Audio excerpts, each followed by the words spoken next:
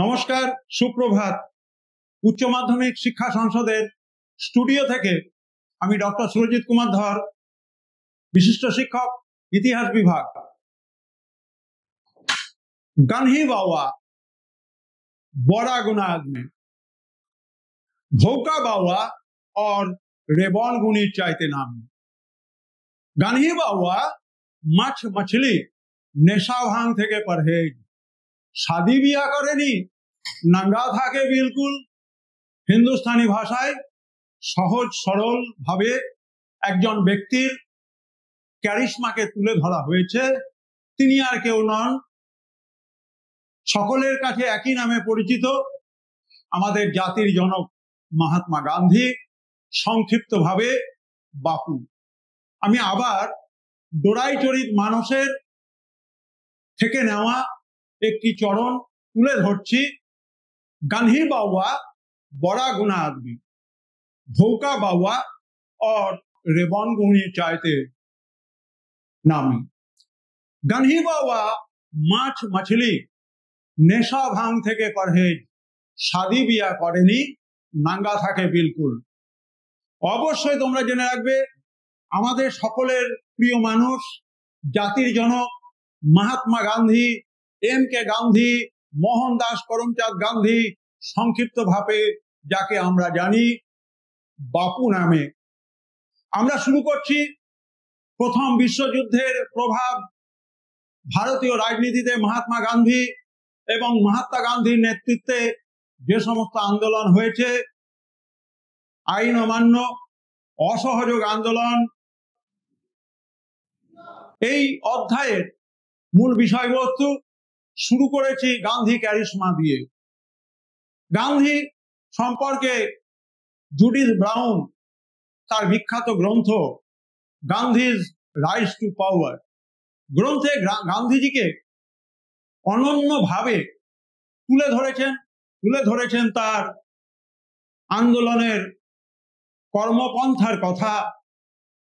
সহজ সরল হিন্দুস্তানি ভাষায় গাওয়া তার প্রিয় সঙ্গীত রঘুপতি রাঘব রাজারাম পতিত পাবন সীতারাম। আমি বলবো, এই গান্ধীজি ছিলেন এলিটের, গান্ধীজি ছিলেন জনগণের। তার ব্যক্তিত্ব শুধু এই দুই বিপরীত মেরুকে স্পর্শ করত না, তাদেরকে প্রেমের রেশমি সুতোর বন্ধনে আবদ্ধ করতে পারত। প্রথম বিশ্বযুদ্ধ শুরু হয়েছে এবং সেই বিশ্বযুদ্ধের ফলে যে ভারতবর্ষের উপরে চাপ এসে পড়েছে, অর্থনৈতিক বোঝা এসে পড়েছে, সেই দিকগুলোকে আমি আলোচনায় তুলে ধরব। যেহেতু ভারতবর্ষ ইংরেজদের উপনিবেশ ছিল, সেহেতু ভারতবর্ষের মানুষের মতামতকে কোনো গুরুত্ব না দিয়ে ব্রিটিশ সরকার ভারতবর্ষকে যুদ্ধরত দেশ হিসেবে ঘোষণা করেছিল, ভারতবর্ষকে বিশ্বযুদ্ধে জড়িয়ে দিয়েছিল। এবং এরকম একটা প্রেক্ষাপটে আমরা দেখতে পাচ্ছি যে 1.3 মিলিয়ন ভারতীয় সৈন্য ইউরোপ, আফ্রিকা, মধ্যপ্রাচ্য এই সমস্ত জায়গায় যুদ্ধের জন্য ইংরেজদের সৈনিক হিসেবে নিযুক্ত হয়েছিল। এবং এই যে ভারতীয় জনসংখ্যার 1.3 মিলিয়ন তারা সৈন্য হিসেবে যোগ দেওয়া, এবং তাতে যে ক্ষতি হয়েছিল, মানব সম্পদের মৃত্যুর ফলে ভারতবর্ষের অর্থনীতিতে ব্যাপকভাবে তার প্রভাব পড়েছিল। এবং আমরা দেখতে পেলাম যে ভারতের যে রিসোর্স, এবং ব্রিটিশ সরকার ভারতবর্ষ থেকে প্রচুর অর্থ রাজস্ব হিসেবে নিয়েছে, কর বাড়িয়ে দিয়েছে, এবং যার ফলে মুদ্রাস্ফীতি দেখা দিয়েছে। দৈনন্দিন জিনিসপত্রের দাম আকাশ ছোঁয়া হয়েছে। গ্রামের যে কৃষকরা, তাদেরকে অত্যন্ত কঠিন দুর্বিষহ অবস্থার মধ্যে দিয়ে দিন কাটাতে হচ্ছে। এবং এই যুদ্ধের ফলে আমরা দেখলাম যে ব্রিটিশ ভারতবর্ষে যে প্রভাব পড়েছে, সেটা কিন্তু রাজনীতিকে বিশেষভাবে প্রভাবিত করতে সক্ষম হয়েছে। এবং আমরা দেখলাম এই পরিস্থিতিতে 1919 সালে ভারত শাসন আইন চালু হলো এবং সেই ভারত শাসন আইনে আরেকটি নাম হচ্ছে মন্টেগু চেমসফোর্ড সংস্কার আইন। মন্টেগু চেমসফোর্ড সংস্কার আইন। এবং আমরা দেখতে পাবো এখানে যে চার্টটি রয়েছে, এই চার্টটি কিন্তু মহাত্মা গান্ধীর জীবনের সঙ্গে বিশেষভাবে সংশ্লিষ্ট। আমি আজকে আমাদের এই অধ্যায় শুরু করার সময় বলেছি গান্ধী ক্যারিশমা। সতীনাথ ভাদুড়ীর বিখ্যাত উপন্যাস ডোরাইচরিত মানসে গান্ধীজিকে চিহ্নিত করা হয়েছে।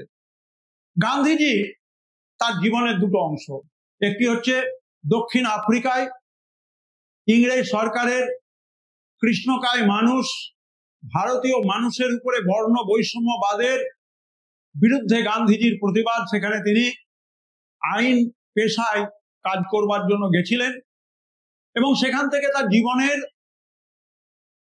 লক্ষ্য, অভিমুখ, সত্যাগ্রহ, অহিংসা নীতি আদর্শকে তিনি যেভাবে আফ্রিকাতে প্রয়োগ করেছিলেন, ভারতবর্ষে ফিরে আসার পর তিনি সেই সত্যাগ্রহ, অহিংসা নীতিকে ব্যাপকভাবে কার্যকর করেছিলেন। চম্পারণ সত্যাগ্রহের ক্ষেত্রে, খেদা বা কইরা আন্দোলনের সঙ্গে, আহমেদাবাদের সুতকলে ধর্মঘটের ক্ষেত্রে, এই টেবিলের মধ্য দিয়ে সেটা কিন্তু দেখানো হচ্ছে। এবং আমি এই টেবিলে যে জিনিসগুলো রয়েছে 1918 সাল থেকে, এবং এই 1918 সাল ভারতবর্ষের ইতিহাসে একটি যুগ সন্ধিক্ষণ, কারণ আমরা এই সময় ভারতীয় রাজনীতি থেকে, রাজনৈতিক প্রেক্ষাপটে মহাত্মা গান্ধীকে দেখি জাতির নেতৃত্ব গ্রহণের জন্য। আমি আলোচনা শুরু করেছিলাম জুডিথ ব্রাউনের বিখ্যাত গ্রন্থ গান্ধীজ রাইজ টু পাওয়ার। গান্ধীজি কিভাবে ভারতের ক্ষমতাতে জাতির নেতৃত্ব দেওয়ার জন্য উঠে আসলেন। আমাদের মনে রাখতে হবে যে জায়গাটা আমি বলেছি যে গান্ধীজি ছিলেন এলিটের, গান্ধীজি ছিলেন জনগণের। তার ব্যক্তিত্ব এই দুই মেরুকে শুধু স্পর্শ করত না, এদেরকে প্রেমের রেশমি সুতোয় বেঁধে রাখতে পারত। অর্থাৎ গান্ধীজি ছিলেন আপামর জনসাধারণের, ভারতবর্ষের মানুষের যেন একজন সাক্ষাৎ প্রতিনিধি। আমি গান্ধী বাবার উদাহরণ থেকে বললাম যে গান্ধী বাবা বড়া গুণা আদমি, ভৌকা বাবা और रेवन गुनी चाहते नामी। गांधी बाबा माछ मछली नेशा भांग থেকে পরহেজ, শাদি বিয়া করেনি, নাঙ্গা থাকে বিলকুল। আমি বলবো সতীনাথ ভাদুড়ীর ডোরাইচরিত মানসের সেই তাতমাতুলি গ্রামের কথা। তাতমারা হচ্ছে সমাজের অন্তজ শ্রেণীর মানুষ, অস্পৃশ্য মানুষ। তাদের বহুদিনের ইচ্ছে তারা সেখানে পুজো করবে, কিন্তু কোনো পূজারী ব্রাহ্মণ পাচ্ছে না, যেহেতু তারা জাতিতে অস্পৃশ্য। এবং সেখানে কি হলো, একটি কুমড়োর উপরে মূর্তি কল্পনা করা হলো, গান্ধীজি আসলেন, সাড়ম্বরে পুজো হলো এবং সেই থেকে তাতমাতুলি গ্রামে তাতমাদের আশা আকাঙ্ক্ষা, তাদের মনের দুঃখ ব্যথা বেদনার চিরকালীন সাথী হয়ে গেলেন মহাত্মা গান্ধী। এটাই হচ্ছে মহাত্মা গান্ধীর ক্যারিশমা। ভারতীয় রাজনীতি, আন্তর্জাতিক রাজনীতির দেশকালের ঊর্ধ্বে দাঁড়িয়ে এরকম অবিসংবাদিত একজন নেতা ভারতবর্ষ পেয়েছিল, যার নাম আজও আফ্রিকার ইতিহাসে স্বর্ণাক্ষরে লেখা আছে। যেখানে তিনি ন্যাটাল কংগ্রেস তৈরি করেছিলেন, ট্রান্সভাল ন্যাটাল, সেই ট্রান্সভাল ন্যাটাল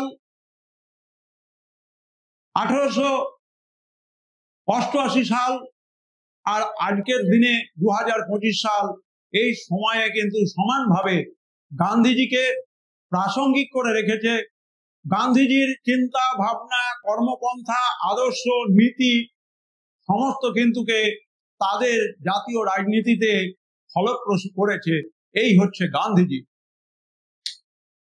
আমরা এখানে ভারতবর্ষে দেখলাম গান্ধীজি আসলেন।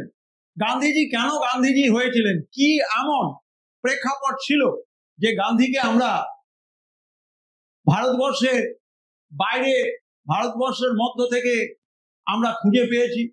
যখন তিনি দক্ষিণ আফ্রিকাতে ছিলেন 1893 থেকে 1914 সাল, 1893 তিনি 1 বছরের জন্য আইন পেশা তাকে কার্যকরী করবার জন্য, প্র্যাকটিসের জন্য গেলেন আফ্রিকাতে, এবং সেখানে তিনি বর্ণ বৈষম্যবাদের শিকার হয়েছিলেন। এবং সেই বর্ণ বৈষম্যবাদের শিকার রেলের প্রথম শ্রেণীতে যাতায়াত করতে গিয়ে পিটার ম্যারিজবার্গে তিনি ভ্যালিড টিকিট থাকা সত্ত্বেও, বৈধ ভ্রমণের টিকিট থাকা সত্ত্বেও তিনি কিন্তু লাঞ্ছনার শিকার হয়েছিলেন, বর্ণ বৈষম্যবাদের শিকার হয়েছিলেন। এবং এখান থেকেই গান্ধীজি শুরু করেছিলেন তার অহিংস, সত্য এবং নৈতিক জায়গাকে কাজে লাগিয়ে আন্দোলনের প্রেক্ষাপট তৈরি করতে। যে সমস্ত আফ্রিকার দেশগুলোতে মধ্যপ্রাচ্যে ভারতীয় কুলি শ্রমিকরা গেছিল, যাদেরকে বলা হচ্ছে ইন্ডিয়ান ডায়াসপোরা, পরিযায়ী শ্রমিক, যে সমস্ত ভারতীয় শ্রমিকরা বিভিন্ন ক্ষেত খামার, বিভিন্ন ধরনের খনিতে জীবনের ঝুঁকি নিয়ে কাজ করার জন্য নিযুক্ত ছিল, তাদের পক্ষে গান্ধীজি আন্দোলন করেছিলেন। তিনি তৈরি করতে সক্ষম হয়েছিলেন ন্যাটাল ইন্ডিয়ান কংগ্রেস। এবং আমরা দেখলাম যে গান্ধীজির জীবনে সত্যাগ্রহ, অহিংসা, সর্বোদয়, সহজ সরল জীবনযাত্রা। আমি যে বললাম যে নাঙ্গা থাকে বিলকুল, এক প্রস্থ ধুতিকে সারাটা শরীরের আবরণ করেছিলেন, এক প্রস্থ কাপড়কে তিনি তার পরিধেয় করে তুলেছিলেন। শীত, গ্রীষ্ম, বর্ষা সর্বদাই কিন্তু এটাই ছিল গান্ধীজির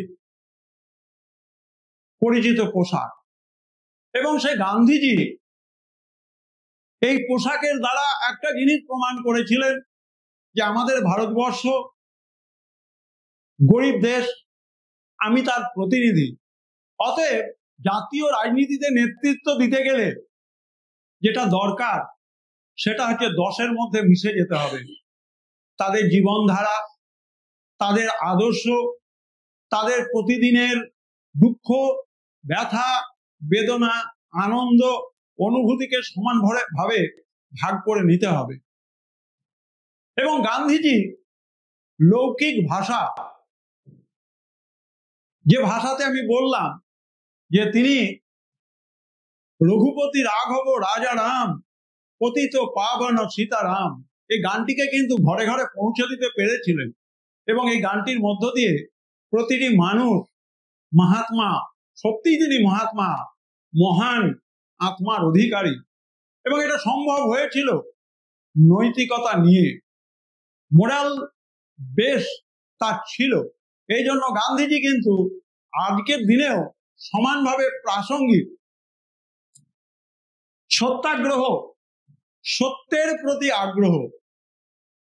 জীবনে সবকিছুকে পরিত্যাগ করা যায়, কিন্তু সত্যকে পরিত্যাগ করা যায় না, যেটা চিরন্তন, যার নৈতিক প্রেক্ষাপট রয়েছে, যার মধ্যে রয়েছে সহজ সরলতা, যার মধ্যে রয়েছে অহিংসার নীতি, যে অহিংসা ভারতবর্ষে গৌতম বুদ্ধের সময় থেকে লালিত পালিত হয়ে দেশ বিদেশ ভূমিতে, এমনকি স্বাধীন ভারতের পররাষ্ট্র নীতিতে, পঞ্চশীল নীতি, 10শীল নীতিতে কার্যকরী হয়েছে শান্তিপূর্ণ সহাবস্থান।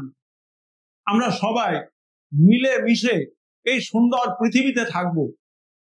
এই যে সবার সঙ্গে নিজের মানসিকতা, নিজের ব্যক্তি সত্তাকে বিলীন করে দেওয়া, এর মধ্য দিয়ে কিন্তু গান্ধীজি আমাদের জাতীয় জীবনের প্রত্যেকটি আন্দোলনকে সফলভাবে প্রয়োগ করতে সক্ষম হয়েছিলেন সফলভাবে তিনি সেই সমস্ত আন্দোলনকে পরিচালিত করতে পেরেছিলেন।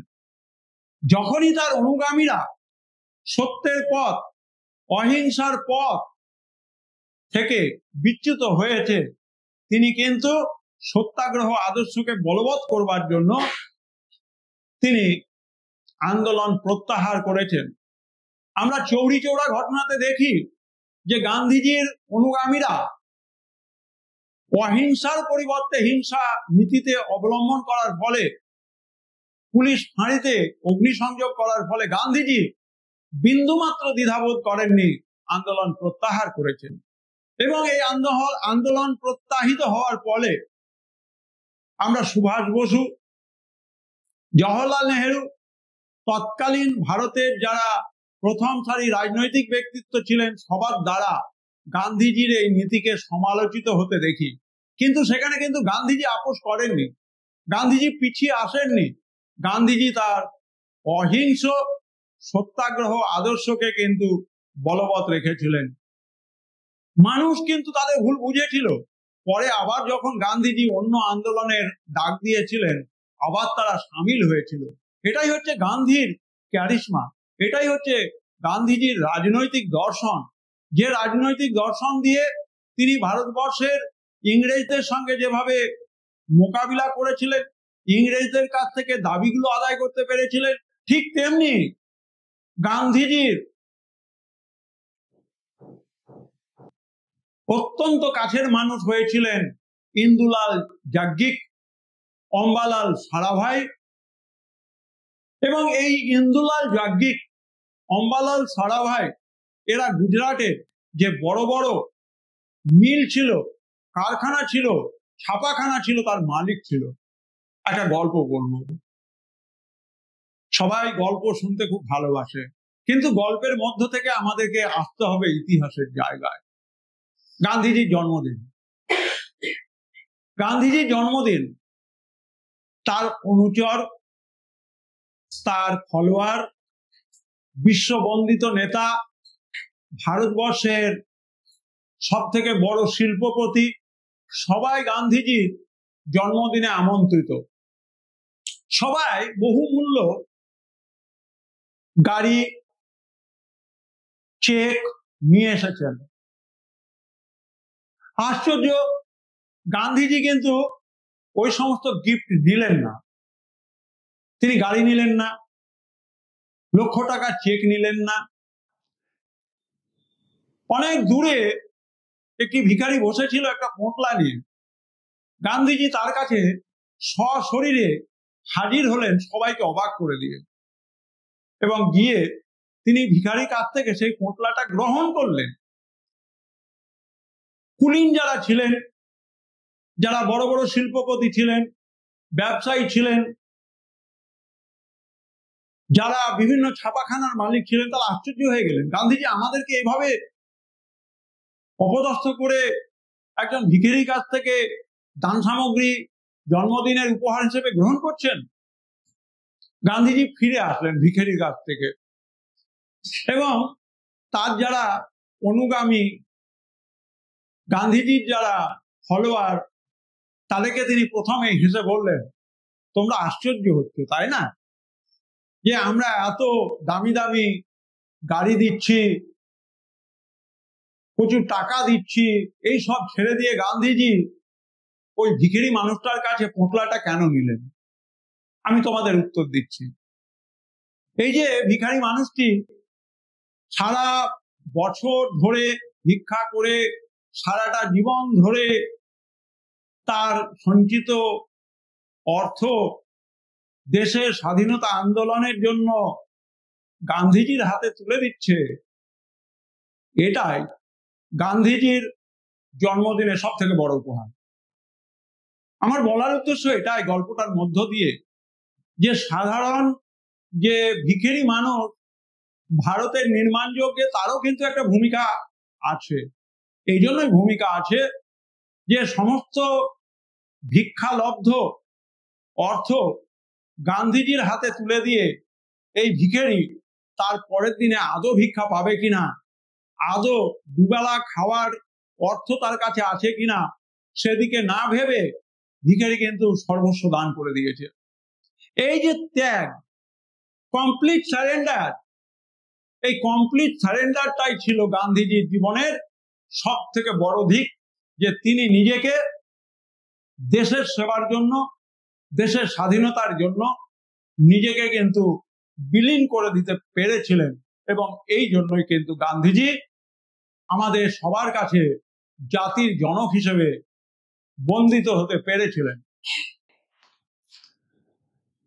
এখন আসবো যে গান্ধীজির জীবনে মনস্তাত্ত্বিক প্রভাব বা দার্শনিক প্রভাব কি ছিল। কতগুলো বিখ্যাত ব্যক্তিত্ব, যেমন হচ্ছে লিও টলস্টয়। টলস্টয়ের নামে টলস্টয় ফার্ম ছিল। গান্ধীজি এই টলস্টয়ের মত, আদর্শ, জীবনের দর্শনকে কাজে লাগিয়ে সবরমতী আশ্রমে সেবাগ্রাম ওয়ার্ধাতে গান্ধী আশ্রম গড়েছিলেন। গান্ধীজি চেয়েছিলেন সর্বোদয়, সবার উদয় হোক, আপলিফটমেন্ট অফ দ্য কমন পিপল। সবাইকে নিয়ে তিনি চলতে চেয়েছিলেন, সর্বোদয়। এবং লিও টলস্টয়ের যে টলস্টয় ফার্ম, সেই টলস্টয় ফার্মের যে চিন্তাধারা গান্ধীজিকে অনুপ্রাণিত করেছিল, তিনি সবরমতী আশ্রম তৈরি করেছিলেন। এবং বিখ্যাত মার্কিন জার্নালিস্ট লুই ফিশার, আমাদের সৌভাগ্য যে লুই ফিশারের যে মাই উইক উইথ গান্ধী একটা বিখ্যাত লেখা, সেটা পড়লেই কিন্তু গান্ধী কি, লিও টলস্টয় তাকে কতটা প্রভাবিত করেছিল, বা লুই ফিশারের লেখা থেকে গান্ধীজির দর্শন কিন্তু ফুটে উঠবে। এই জন্য আমি লিও টলস্টয় এবং টলস্টয় ফার্ম, তার সঙ্গে গান্ধীজির সবরমতীর সেবাগ্রাম ওয়ার্ধার যে আশ্রমগুলো, তার কথা বললাম। এবং এটাই পরবর্তীকালে স্বাবলম্বী ভারতের দার্শনিক প্রেক্ষাপট। এখানে চরকা ছিল, আমাদের জাতীয় পতাকাতে পরাধীন ভারতবর্ষে চরকার ছবি ছিল। এর মধ্য দিয়ে ঘরে ঘরে মহিলাদের দুপুর বেলায় অবসর সময়ে সুতো কাটা, চরকার সুতোর মধ্য দিয়ে খাদি খদ্দর এর ব্যবহার, এবং মহিলাদেরকে জাতীয় আন্দোলনের সঙ্গে নিয়ে আসা, এটা গান্ধীজি পেরেছিলেন। গান্ধীজি এমন একজন ব্যক্তিত্ব, যিনি পর্দার আড়ালে থাকা গৃহিণী, মা, ধরণী, ভগিনী, তাদেরকে আন্দোলনের বিভিন্ন কাজে নিয়োজিত করতে সক্ষম হয়েছিলেন। আমরা যখন আইন অমান্য আন্দোলন, অহিংস অসহযোগ আন্দোলন আলোচনা করব, বাসন্তী দেবীর কথা জানি, উর্মিলা দেবীর কথা জানি, এবং আরো পরবর্তীকালে আমরা যখন ভারত ছাড়ো আন্দোলন হচ্ছে, তখন গান্ধী বুড়ি মাতঙ্গিনী হাজরার কথা জানি। আমরা আসামের কনকলতা বেজবরুয়ার কথা জানি, যে কনকলতা বেজবরুয়াকে বলা হতো আসামের মাতঙ্গিনী হাজরা, যে আসামকে বলা হতো, যে নওগাঁওকে বলা হতো আসামের মেদিনীপুর। কি অসম্ভব রাজনৈতিক দর্শনের ক্ষিপ্রতা! গান্ধীজি উত্তর পূর্ব সীমান্ত অঞ্চল, সেখানে পৌঁছে যাচ্ছেন। কনকলতা বেজবরুয়া, আমরা পাঞ্জাবের ভোগেশ্বরী ফুকননী, এদের কথা জানি। তিনি পৌঁছে গিয়েছেন উত্তর পশ্চিম সীমান্তে। খান আব্দুল গফর খান খোদা ই খিদমতগার বাহিনী তৈরি করেছেন। খোদা ই খিদমতগার, ঈশ্বরের সেবক বাহিনী তৈরি করেছেন। কিচ্ছু না, গান্ধীজির প্রতি নিজেদের আত্মসমর্পণ। এই না হলে জাতির নেতা, আমরা বিশ্ববরণ্য দুজন জাতির নেতাকে পেয়েছি। একজন আমাদের বঙ্গ সন্তান নেতাজি সুভাষচন্দ্র বসু, আর একজন হলেন আমাদের জাতির জনক মহাত্মা গান্ধী। অদ্ভুত একটা রাজনৈতিক সমীকরণ। একদিকে হচ্ছে অহিংস সত্যাগ্রহ, আর একদিকে হচ্ছে সশস্ত্র বিপ্লবী আন্দোলন। দুটোরই দরকার ছিল ভারতবর্ষের জাতীয় রাজনীতিতে, দুটোরই দরকার ছিল ভারতকে স্বাধীন করার জন্য। এবং দুটো গুরুত্বপূর্ণ ম্যাগনেটিক এলিমেন্ট, এক হচ্ছে মহাত্মা গান্ধী, আর একজন হচ্ছে নেতাজি সুভাষচন্দ্র বসু। তাদেরকে আমরা জাতীয় আন্দোলনে পেয়েছি। John Ruskin, Henry David Thoreau, Leo Tolstoy. রাস্কিনের বিখ্যাত গ্রন্থের নাম unto the last. Unto the last বিখ্যাত গ্রন্থ। এটি কিন্তু গান্ধীজির জীবন, তার রাজনৈতিক দর্শন গঠনে সহায়তা করেছিল। গান্ধীজি ভারতে ফিরে আসলেন এবং ফিরে আসার পর একটার পর একটা গুরুত্বপূর্ণ আন্দোলনে নিজেকে জড়িয়ে ফেললেন। গান্ধীজির মধ্যে কি ছিল? আধ্যাত্মিক দিক থেকে বৈষ্ণব পারিবারিক ঘরানা, জৈন চিন্তা ভাবনা, বৌদ্ধ চিন্তা ভাবনা এবং হিন্দুত্ববাদ, হিন্দু দর্শনের মৌলিক দিকগুলো। কোন কোন গ্রন্থ তাকে আকৃষ্ট করেছিল? The light of Asia, Edwin Arnold; the songs celestial, Edwin Arnold; kingdom of God is within you, Leo Tolstoy; unto the last, John Ruskin; civil disobedience, Henry David Thoreau; এবং সর্বোপরি শ্রীমৎ ভগবদ গীতা। যেহেতু শ্রীমৎ ভগবদ গীতার কথা আসলো, সেই জন্য আবার আমি তোমাদের সামনে আবার একটা গল্প বলব। তোমরা জানো যে বীর সন্ন্যাসী বিবেকানন্দ, যুগনায়ক বিবেকানন্দ বিশ্ব ধর্ম সম্মেলনে গেছিল। সেই বিশ্ব ধর্ম সম্মেলনে সবার শেষ বক্তার নাম ছিল স্বামী বিবেকানন্দ। স্বামী বিবেকানন্দ দূর থেকে দেখলেন বাইবেল রয়েছে, ওল্ড টেস্টামেন্ট রয়েছে, কোরআন শরীফ রয়েছে, এবং পরপর রাখা গ্রন্থের শেষ গ্রন্থের নাম হচ্ছে শ্রীমদ্ ভগবদ গীতা। স্বামীজি দর্শকদের সামনে বইয়ের যে সাজানো অংশটা রয়েছে, আমি বলেছিলাম যে ওখানে ওল্ড টেস্টামেন্ট রয়েছে, ওখানে কোরআন শরীফ রয়েছে, এবং সর্বশেষ বইটি রয়েছে গীতা, শ্রীমদ্ ভগবদ গীতা।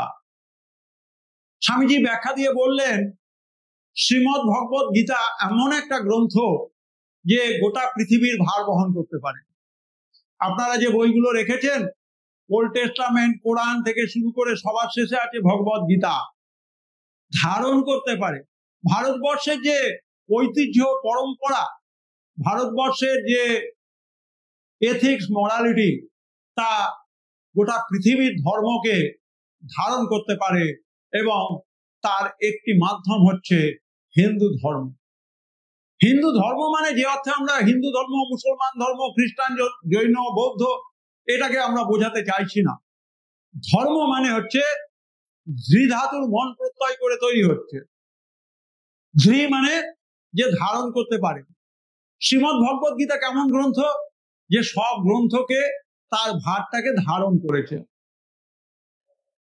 এদের যে দার্শনিক চিন্তা ভাবনা, এগুলোকে কিন্তু আমরা পুস্তকগুলোতে ছাপার অক্ষরে আমাদের মনের মধ্যে উপলব্ধিতে আনতে পারবো না যদি এটাকে গল্প দিয়ে, গল্প মানে আমার তৈরি গল্প নয়, এটা স্বামীজিরই তার কমপ্লিট ভলিউম যেগুলো রয়েছে, writings message of Swami Vivekananda, সেখানে কিন্তু এই গল্পগুলো বলা আছে। বা আমাদের স্বামী বিবেকানন্দ তার শিষ্যদেরকে বিভিন্ন সময় গল্প হিসেবে যে উপদেশগুলো দিয়েছেন, সেখানে কিন্তু আমরা লেখা এগুলো পাচ্ছি।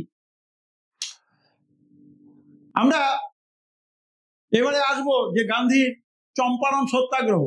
চম্পারণ অবশ্যই বিহারের অংশ, সেখানে বেতিয়া আছে একটি জায়গা, এবং এখানে কিন্তু নীল চাষ অত্যন্ত লাভজনক একটি কৃষি ব্যবস্থা। এবং সেখানে দেখা গেল যে চাষিরা নীল চাষের মধ্য দিয়ে তাদের চাষ জমি ক্ষতিগ্রস্ত হচ্ছে। ইংরেজ সরকার প্রচুর পরিমাণ কর চাপিয়ে দিয়েছে। এর জন্য রাজকুমার শুক্লার কাছে দ্বারস্থ হলো। রাজকুমার শুক্লাকে বোঝাতে চেষ্টা করলো যে চাষিদের উপরে, নীল চাষিদের উপরে যে করের বোঝা, সেই বিষয়টি নিয়ে ভাবনা চিন্তা করার এবং সরকারকে বোঝানো। বেতিয়ার মহকুমা শাসক বা চম্পারণের যিনি মহকুমা শাসক তখন ছিলেন, তাদেরকে বোঝানো। এবং সেখানে 3 কাঠিয়া ব্যবস্থা, 3/20 অংশ জমিতে নীল চাষ বাধ্য করা, এবং সেই নীল চাষ একটা নির্দিষ্ট দামে ইউরোপের যারা ব্যবসায়ী তাদের কাছে বিক্রি করতে হবে।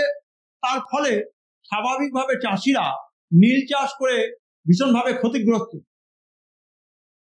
এর সঙ্গে রয়েছে তাদের উপরে কর, বিভিন্ন ধরনের বেআইনি সেচ, সেটা হচ্ছে যোগাযোগ পরিবহন, বিভিন্ন ধরনের নিরাপত্তা জনিত কর। এবং এই জায়গা থেকে দাঁড়িয়ে যারা জমিদাররা ছিলেন তারা সরকারকে সাহায্য করছিলেন এবং চাষিদের দারিদ্র, অশিক্ষার সুযোগ নিয়ে তাদের উপরে শোষণটাকে বাড়িয়ে ফেলেছিলেন।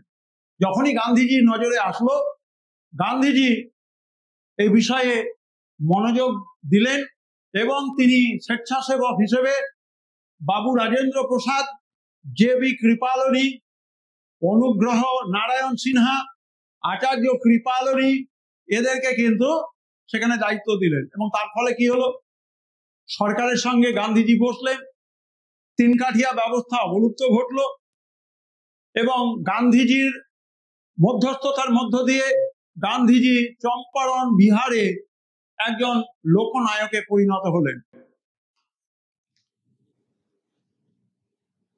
এরপরে গান্ধীজি যে জায়গাতে নিজেকে যুক্ত করেছিলেন সেটি হচ্ছে আহমেদাবাদ সত্যাগ্রহ। আহমেদাবাদ যে সুতো কল ছিল, সেই সুতো কলের শ্রমিকদের বিভিন্ন ধরনের দাবি দাওয়া, বিশ্বযুদ্ধের পরে যে মুদ্রাস্ফীতি হয়েছে, সেই মুদ্রাস্ফীতির প্রভাবের ফলে চাষিরা যেরকম ক্ষতিগ্রস্ত হয়েছিল, তেমনি মিল মালিকরা ক্ষতিগ্রস্ত হয়েছিল। কারণ যে তুলো আহমেদাবাদের সুতো কলের জন্য সরবরাহ হতো, বিশ্বযুদ্ধের কারণে, অর্থনৈতিক কারণে তা ক্ষতিগ্রস্ত হওয়ার ফলে সেখানে কিন্তু গান্ধীজি আহমেদাবাদ মিলের শ্রমিকদের পক্ষ নিয়ে আন্দোলন করেছিলেন। এবং এইভাবে আস্তে আস্তে আমরা দেখতে পাই যে গান্ধীজি ভারতবর্ষের আপামর জনসাধারণের কাছে লড়াই, সংগ্রাম, আন্দোলনের প্রতীকে পরিণত হয়েছিলেন। খেদা গুজরাটের কৈরা জেলা, এবং সেখানে তিনি বৃষ্টি না হওয়ার কারণে ফসল ক্ষতিগ্রস্ত হয়েছিল, ফসল নষ্ট হয়ে গেছিল এবং সেখানে কর বাড়ানো হয়েছিল এবং কর আদায়ের জন্য ব্রিটিশ সরকার অত্যন্ত রিজিড ছিল। কোনো ধরনের ব্যবস্থা না হওয়ার জন্য এখানে গান্ধীজি কৈরা সত্যাগ্রহে ডাক দিয়েছিলেন এবং এইখান থেকে আমরা দেখতে পাই বারদৌলি সত্যাগ্রহ। সর্দার বল্লভভাই প্যাটেল, ভারতের লৌহ মানব সর্দার বল্লভভাই প্যাটেলের আমরা উত্থান লক্ষ্য করি। গ্রামের যে জনসাধারণ, সেই গ্রামের জনসাধারণের কাছে গান্ধীজি অত্যন্ত গুরুত্বপূর্ণ ব্যক্তিত্বে পরিণত হন। এবারে আমরা আসবো আমাদের আলোচনায়, সেটা হচ্ছে যখন অসহযোগ আন্দোলন শুরু হয়েছে, সেই অসহযোগ আন্দোলনের সময় মহিলাদের ভূমিকা বা মহিলাদের অংশগ্রহণ। যখন 1920 থেকে 22 অর্থাৎ প্রথম বিশ্বযুদ্ধে ঠিক পরে আমরা দেখলাম যে ভারতীয় রাজনীতিতে গান্ধীজির হাত ধরে মহিলারা বেশি পরিমাণে অংশগ্রহণ করলেন এবং গণমুখী আন্দোলন, মহিলাদের স্বতঃস্ফূর্ত অংশগ্রহণের মধ্য দিয়ে মহাত্মা গান্ধী যেভাবে একটা নতুন অধ্যায়ের সূচনা করতে পেরেছিলেন, এবং এই মহিলাদেরকে গান্ধীজি কোথায় ব্যবহার করলেন? মদ্যপান বর্জন আন্দোলন, বিভিন্ন ধরনের যে বিদেশি কাপড়, সেই কাপড় বর্জন, চরকার ব্যবহার, খাদির উন্নয়ন, বিভিন্ন ধরনের যে ইংরেজ বিরোধী প্রতিবাদ সভা মিছিল, সেখানে মহিলাদেরকে তিনি নিয়ে আসতে সক্ষম হলেন। স্বদেশী ব্যবহারের উপরে গুরুত্ব এই মহিলাদের হাত ধরে আনলেন, এবং বিভিন্ন ধরনের যে সরকারের বিদ্যালয় ছিল, সরকারের যে প্রতিষ্ঠানগুলি ছিল, সেগুলোকে বর্জন করা এবং তার বিকল্প হিসেবে দেশীয় শিক্ষা ব্যবস্থা, দেশীয় আইন পরিষেবা, এই জায়গাগুলোকে মহিলাদের মাধ্যমে গান্ধীজি নিয়ে আসতে সক্ষম হলেন। আমরা এই পর্বে অর্থাৎ অহিংস অসহযোগ আন্দোলন চলাকালে যাদেরকে আমরা জাতীয় আন্দোলনে মহিলা নেতৃত্ব হিসেবে দেখতে পাই, সেখানে ছিলেন কস্তুরবা গান্ধী। কস্তুরবা গান্ধী, এখানে দেখো ছবিটা দেওয়া আছে, আমরা দেখতে পাই বাসন্তী দেবী, আমরা দেখতে পাই সরোজিনী নাইডুকে, আমরা দেখতে পাই মুথুলক্ষ্মী রেড্ডিকে। এর বাইরেও যে নামগুলো, সেটা হচ্ছে নেলি সেনগুপ্ত, বেগম রোকেয়া সাখাওয়াত হোসেন, দুর্গাবাই দেশমুখ, পেরিন ক্যাপ্টেন। অর্থাৎ এই মহিলাদের সক্রিয় এবং বিশেষভাবে অংশগ্রহণের মধ্য দিয়ে অহিংস অসহযোগ আন্দোলন সার্বিকভাবে সফল একটা আন্দোলনে পরিণত হতে পেরেছিল। আমি যে সমস্ত মহিলাদের কথা বলছি, তোমাদের কাছে দেখো তালিকা দেওয়া আছে। কস্তুরবা গান্ধী, সরোজিনী নাইডু, যাকে বলা হতো ইন্ডিয়ান নাইটিঙ্গেল, এবং তার বিখ্যাত যে গান the song of the palanquin bearer কবিতা হিসেবেও আছে সরোজিনী নাইডু, বাসন্তী দেবী, নেলি সেনগুপ্ত, বেগম রোকেয়া সাখাওয়াত হোসেন, আমাদের মুসলিম সম্প্রদায়ের একজন মহিলা, যিনি শিক্ষার প্রসারের জন্য ভারতবর্ষে কাজ করেছেন, এবং বেগম রোকেয়া সাখাওয়াত হোসেন, পুরো স্বামী এবং স্ত্রীর নাম এবং উপাধি মিলে এই নামটি, কিন্তু মহিলা, মুসলিম মহিলাদের পর্দানসীন অবস্থা থেকে প্রগতি শিক্ষার আলোতে নিয়ে আসার দিশারি, মুক্তির দূত ছিলেন আমাদের বেগম রোকেয়া। দুর্গাবাই দেশমুখ মহারাষ্ট্র থেকে, পেরিন ক্যাপ্টেন, আর মুথুলক্ষ্মী রেড্ডি দক্ষিণ ভারত থেকে। এর গুরুত্ব কি ছিল? এর গুরুত্ব হচ্ছে যে পরাধীন ভারতবর্ষে, উপনিবেশ ভারতবর্ষে মধ্যবিত্ত হিন্দু মুসলিম মহিলারা সর্বপ্রথম সাধারণের সামনে বা জনসমক্ষে আসতে সক্ষম হন। পর্দা প্রথা, জাতপাত, গোঁড়ামির ঊর্ধ্বে উঠে তারা জাতীয় আন্দোলনে গান্ধীজির অত্যন্ত গুরুত্বপূর্ণ সৈনিক হিসেবে নিজেদেরকে প্রতিষ্ঠা করতে পেরেছিলেন, এবং গান্ধীজি তাদেরকে সেই যথোপযুক্ত যথোচিত সম্মান মর্যাদা দিয়ে জাতীয় আন্দোলনে সংশ্লিষ্ট করেছিলেন। এবং আমরা দেখতে পাই যে এই সমস্ত মহিলাদের অংশগ্রহণের মধ্য দিয়ে ভারতবর্ষে জাতীয় আন্দোলন অত্যন্ত গুরুত্বপূর্ণ জায়গায় পৌঁছেছে। আমি যে বললাম যে গান্ধীজি ছিলেন এলিটের, গান্ধীজি ছিলেন জনগণের, তার ব্যক্তিত্ব শুধু এই দুই বিপরীত মেরুকে স্পর্শ করতো না, তাদেরকে প্রেমের রেশমি সুতোয় বেঁধে রাখতে পারত। আমরা কৃষক আন্দোলনের কথা যদি আলোচনা করি, সেখানে বাবা রামচন্দ্রকে দেখতে পাবো, স্বামী দিব্যানন্দকে দেখতে পাবো, উত্তরপ্রদেশ থেকে স্বামী দিব্যানন্দ, এবং আল্লুরি সীতারাম রাজু অন্ধ্রপ্রদেশ, অরণ্য, বন এবং তার উপর সরকারের নিয়ন্ত্রণে বিরোধিতা করে আন্দোলনে সামিল হয়েছিলেন। জওহরলাল নেহেরু এবং ওই সময়কার যারা স্থানীয় কংগ্রেস নেতৃত্ব ছিলেন, তাদের সবাইকে আমরা দেখতে পাবো। ফল কি হলো? গান্ধীজির হাত ধরে অহিংস অসহযোগ আন্দোলনে আমরা প্রথম গণমুখী আন্দোলন দেখতে পেলাম, মাস বেসড মুভমেন্ট। এবং আমরা অহিংস অসহযোগ আন্দোলনের সময় কৃষকদের এম্পাওয়ার করা, অর্থাৎ কৃষকদের ক্ষমতায়ন, গ্রামের যে কৃষক এবং গ্রামীণ যে সভ্যতা সংস্কৃতি তাকে রাজনীতিকীকরণ করা, অর্থনৈতিক দাবি দেওয়ার জন্য তাকে জাতীয় কর্মসূচিতে স্থান করে দেওয়া, সামাজিক যে সমস্ত অন্যায় দিকগুলো ছিল তাকে উচ্ছেদ করা। আমরা অহিংস অসহযোগ আন্দোলন চলাকালে যে সমস্ত শ্রমিক আন্দোলনগুলো হয়েছিল সেই শ্রমিক আন্দোলনগুলোর কথা আমরা জানি। বিশেষভাবে কম বেতন, বেশি সময় কাজ করা, চাকরির নিরাপত্তা না থাকা, বাসস্থানের অত্যন্ত অস্বাস্থ্যকর পরিবেশ, তাদের জন্য যে স্বাস্থ্য সচেতনতা বিধি তাকে মান্যতা না দেওয়া, এই দাবিগুলোকে সঙ্গে নিয়ে গান্ধীজি শ্রমিক আন্দোলনে সামিল হয়েছিলেন এবং যারা শ্রমিক তাদেরকে এই ছাতা অধীনে আনতে সক্ষম হয়েছিলেন। আমরা এই সময় দেখতে পাই মাদ্রাজে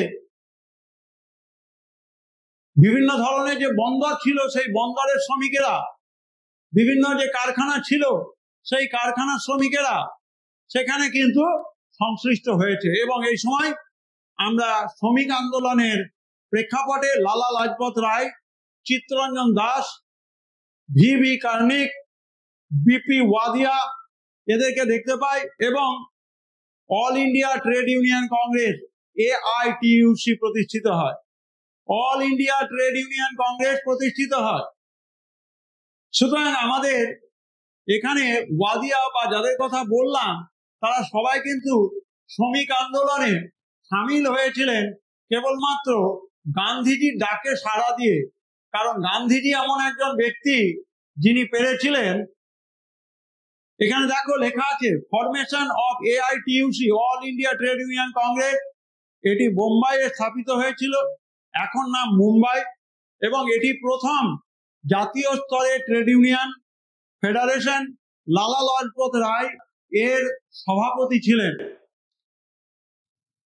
formation of Madras labour party, অর্থাৎ মাদ্রাজের যে শ্রমিক দল মাদ্রাজে প্রতিষ্ঠা হয়েছিল, সিঙ্গারাভেল্লু চেট্টিয়ার তিনি এটা প্রতিষ্ঠা করেছিলেন এবং এটা প্রথম ভারতবর্ষের রাজনৈতিক দল যারা শ্রমিকদের অধিকার দাবি আদায়ের পাশাপাশি অন্যান্য দিকগুলো সম্পর্কে ওয়াকিবহাল ছিল।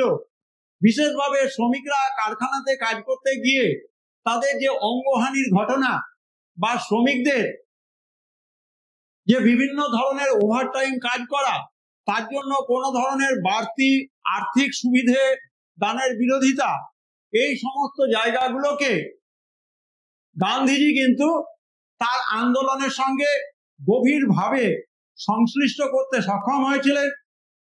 গান্ধীজি এই অধ্যায় পর্যন্ত আমরা গান্ধীজির যে দিকটাকে তুলে ধরার চেষ্টা করেছি, সেখানে আমরা গান্ধীজির সত্যাগ্রহ আদর্শ, গান্ধীজির অহিংসার আদর্শ, গান্ধীজির তপস্যার আদর্শ, এই জায়গাগুলোকে আমরা তুলে ধরেছি।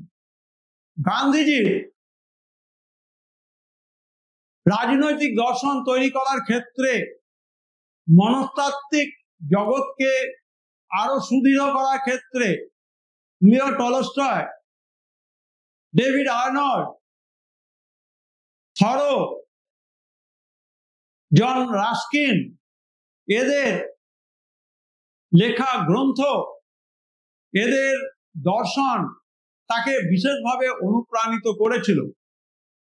টলস্টয়ের লিও টলস্টয় ফার এর আদর্শে গান্ধীজি তৈরি করেছিলেন সবরমতী আশ্রম, সেবাগ্রাম ওয়ার্ধার আশ্রম, এবং সর্বোপরি আমাদের মনে রাখতে হবে যে গ্রামীণ উন্নয়ন, গ্রামের উপরে গুরুত্ব দেওয়া, গ্রামের যে সাধারণ প্রান্তিক মানুষগুলো, চাষি, কৃষক, শ্রমিক, অন্তজ শ্রেণীর মানুষ, অস্পৃশ্য মানুষ, সর্বোপরি মহিলা, তাদের ভূমিকার কথাও কিন্তু আমরা এখানে আলোচনায় রেখেছি। আমরা পরের অংশে আলোচনা করব, সেটি হচ্ছে যে অহিংস অসহযোগ আন্দোলন যখন হচ্ছে, সেই অহিংস অসহযোগ আন্দোলন চলার সময় কিভাবে বুদ্ধিজীবীরা গান্ধীজির আন্দোলনে অংশ নিচ্ছেন। আমি যে জায়গা দিয়ে শুরু করেছিলাম সেই জায়গাতে শেষ করে পরবর্তী উপস্থাপনাতে পৌঁছবো। গান্ধীজি ছিলেন এলিটের, গান্ধীজি ছিলেন জনগণের। গান্ধীজির ব্যক্তিত্ব শুধু এই দুই বিপরীত মেরুকে স্পর্শ করত না, তাদের প্রেমের রেশমি সুতোয় বেঁধে রাখতে পারত। এই কারণে গান্ধীজির অনুগামী যেরকম ছিলেন একজন ভিখিরি, তেমনি ইন্দুলাল যাজ্ঞিক, অম্বালাল সারাভাই, ভুলাভাই দেশাই, এদের মতো ভারতবর্ষ এবং বিশ্বের প্রেক্ষাপটে বন্দিত মানুষেরা গান্ধীজির অনুগামী হিসেবে ভারতের জাতীয় আন্দোলনে সংশ্লিষ্ট হতে পেরেছিলেন। আমরা কৃপালনীর কথা জানি, আমরা নেলি সেনগুপ্তার কথা জানি, বাসন্তী দেবীর কথা জানি, বেগম রোকেয়া সাখাওয়াতের কথা জানি। এই সমস্ত মহিলাদেরকেও কিন্তু তিনি পর্দার আড়াল থেকে জাতীয় আন্দোলনে মূল স্রোতে আনতে পেরেছিলেন। এটাই হচ্ছে গান্ধী ক্যারিশমা। শুরু হবে গান্ধীর পাশে বুদ্ধিজীবীরা,